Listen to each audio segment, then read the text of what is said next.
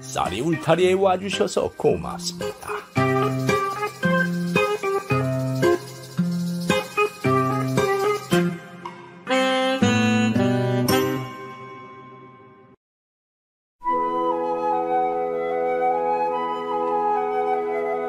옛날 조선시대 초기였습니다. 어느 고을에 전염병이 돌아서 사또는 환자들을 모두 화전민들이 사는 산속의 너와 지붕으로 된 창고에 격리시켰습니다. 그 고을에서 산을 하나 너머에 다른 고을이 있었는데 거기에 조씨성을 가진 가난한 농부가 살았습니다. 농부에게는 아내와 늙은 노모 그리고 8살 먹은 아들이 있었습니다. 그런데 노모는 나이가 들어 제대로 움직이지 못했습니다.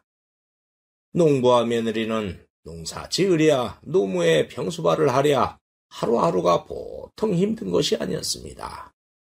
옛말에 오죽했으면 긴 병에 효자 없다는 말이 있었겠습니까?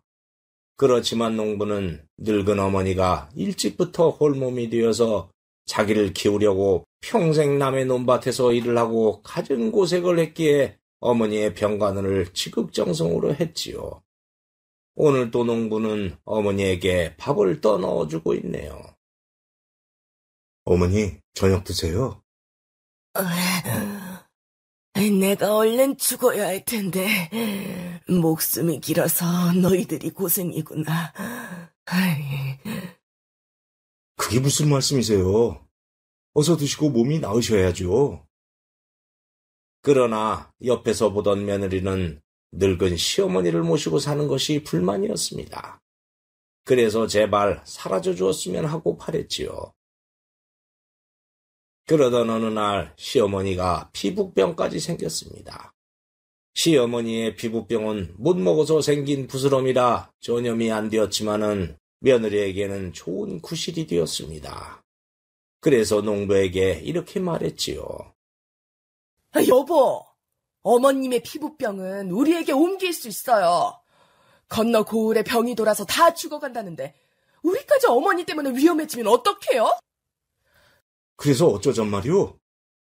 듣자니까 저 산속에 화전민 창고에 환자들을 모아서 치료하고 있대요. 거기로 모시면 어때요? 뭐요? 그곳은 치료를 하는 곳이 아니라 죽을 때까지 가두고 못 나가게 하는 곳이오. 어머니를 거기로 보내자는 거요? 그럼 우리 하나밖에 없는 아이가 어머님의 병에 전염돼서 죽기라도 해도 괜찮아요? 난 죽어도 어머니와 함께 못 살아요. 나와 아이를 선택하든지 어머니를 선택하든지 선택하세요. 난 어머니를 버릴 수 없어. 그렇게 농부가 며느리의 주장을 듣지 않자 며느리는 다른 방법을 썼습니다. 다음 날 며느리는 알고 있던 보졸에게 시어머니가 피부병에 걸렸는데 돌림병 같다고 말을 했습니다. 그러자 보졸들이 농부의 집에 들이닥쳤지요. 어이, 이보게. 자네 어머니가 심한 돌림병에 걸렸다고 들었네. 잘못하면 온 고을에 퍼지니 내일 아침까지 산속의 그 너 창고로 데려다 놓게. 예? 나리, 어머니는 피부병입니다. 돌림병이라뇨? 어이, 내가 자네에게 물어보겠네. 마마가 피부병이야, 아니야? 피부병입니다요. 마마는 두창 바이러스를 말하는 것이었습니다. 그리고 두창은 피부병으로부터 시작되는 병이었죠. 그 시대에 마마에 걸리면 온 고을 사람들에게 전염이 되어 대부분 죽어나가는 무서운 병이었습니다. 자네 어머니가 걸린 게 마마인지 뭔지 어떻게 알아? 그게 돌면 온 고을 사람들이 다 죽어요. 내일 아침까지 안 데려가면 자네 가족들 모두 산속의 창고에 가둬버릴 테니까 그래야 알게. 보졸들이 그렇게 말하고 가자 농부는 어쩔 수 없이 노모를 너와 창고로 데려가기로 결정했습니다. 그래서 그날 밤 농부는 노모에게 당분간만 너와 창고에 계시면은 나중에 데리러 오겠다고 말하고 노모를 지게에 지고 산으로 올라갔지요. 그렇게 산길을 가다가 농부는 너와 창고에 거의 도착해서 잠시 노모를 내려놓고 쉬었습니다. 그런데 노모가 품에서 복주머니를 꺼내더니 그 속에서 은비녀를 꺼내서 주는 것이 아닙니까? 예, 이거 받거라. 응? 이게 뭐예요? 은비녀다. 내가 혼이 날 때 갖고 온 거야. 평생 소중하게 간직하고 있었는데 이제 나에게 필요 없어서 준다. 필요 없다니요? 환자들 창고에 들어가면 살아나지 못한다는 거 다 안다. 어차피 죽을 목숨 이거 줄 테니 팔아서 손주에게 좋은 옷 입히고 맛있는 거 사 먹이고 너희 부부도 필요한 데 쓰려무나. 농부는 어머니가 다 알고 있었다는 것에 놀라고 죽으러 가면서도 남은 가족들을 생각해서 소중하게 간직했던 은비녀를 주는 그 마음에 그만 눈물이 쏟아져 내리는 것이었습니다. 어머니, 저를 용서해 주세요.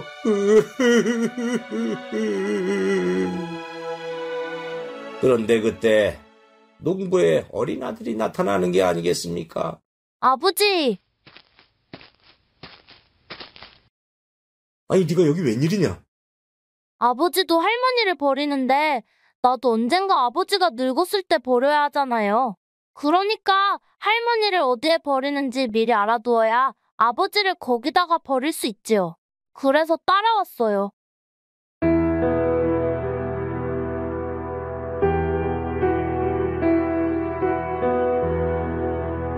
농부는 아들의 그 말에 충격을 받으며 또 한 번 눈물이 쏟아졌지요.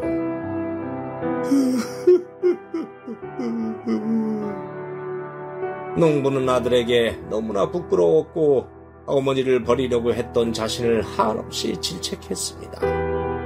그래서 아들에게는 먼저 내려가 있으라고 했지요.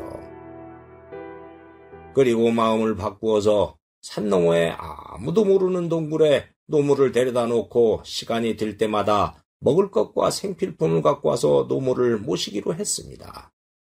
그리하여 동굴로 어머니를 데리고 온 농부가 말했습니다. 어머니, 여기 계세요. 제가 자주 와서 돌봐드릴게요. 그러지 말라니까. 며느리에게 어떻게 감당하려고 그러니? 제가 다 알아서 할게요. 이 떡 드세요. 농부는 그렇게 노모를 동굴에 모셔놓고 조만간 오겠다고 말한 뒤 산을 내려왔습니다. 농부가 고을에 거의 다 와서 개울을 건너려는데 어디에서 어떤 아녀자의 신음소리가 들려오는 게 아닙니까? 추워.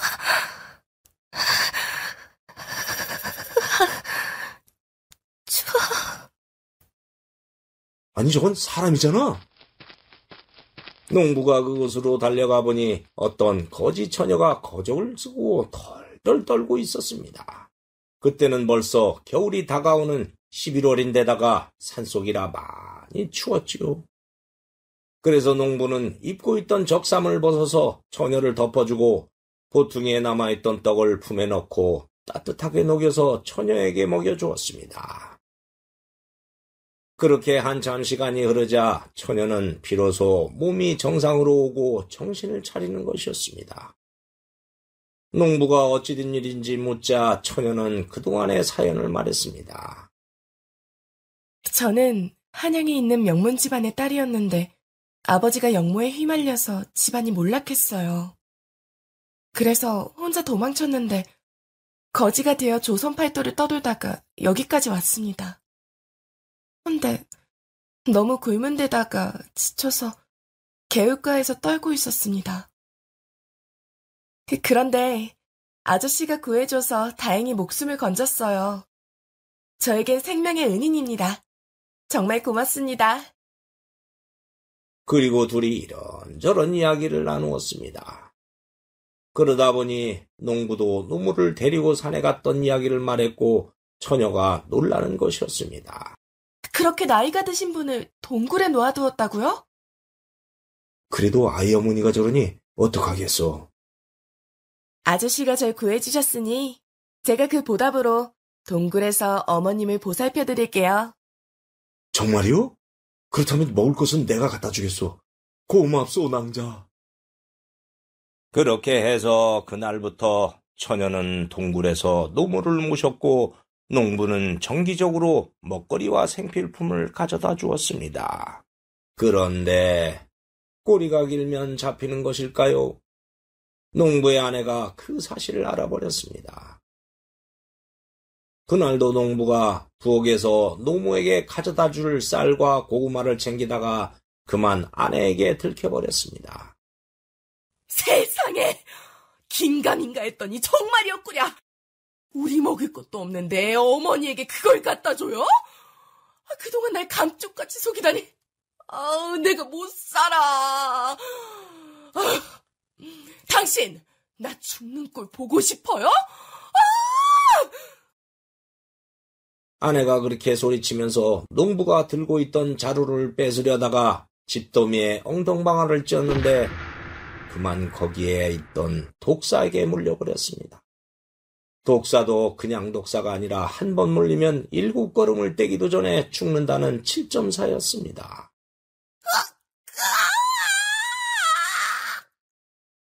그래서 그만 아내는 세상을 떠나버렸습니다. 그렇게 농부는 졸지에 아내를 잃는 사고를 당해버렸지요. 농부는 황당했지만 아내의 장례식을 치렀습니다. 그리고 생각을 했습니다. 죽은 아내에게는 미안하지만 산 목숨이라도 살려야 했기에 동굴에 있던 노모와 처녀를 집으로 데려왔습니다. 처녀도 관군에게 쫓기던 입장이라 갈 곳도 없는 데다가 농부의 착한 심성을 겪었고 본성을 잘 알고 있었지요. 그래서 알게 모르게 그동안 농부와 정도 들어서 농부의 아내가 되었습니다. 그리하여 둘이 부부가 되어 노모를 모시고 살았습니다.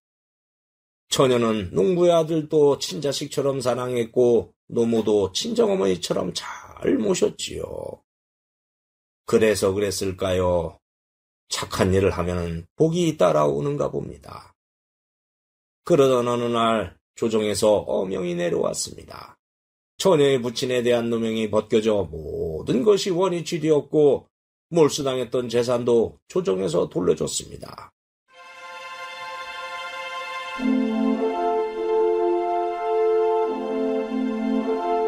그래서 부자가 된 처녀와 농부는 노모를 모시고 한양으로 가서 행복하게 살았다고 합니다. 이번 이야기 여기에서 마치겠습니다. 감사합니다. 구독과 좋아요를 누르면 다음에 영상이 새로 만들어졌을 때 먼저 보실 수 있습니다.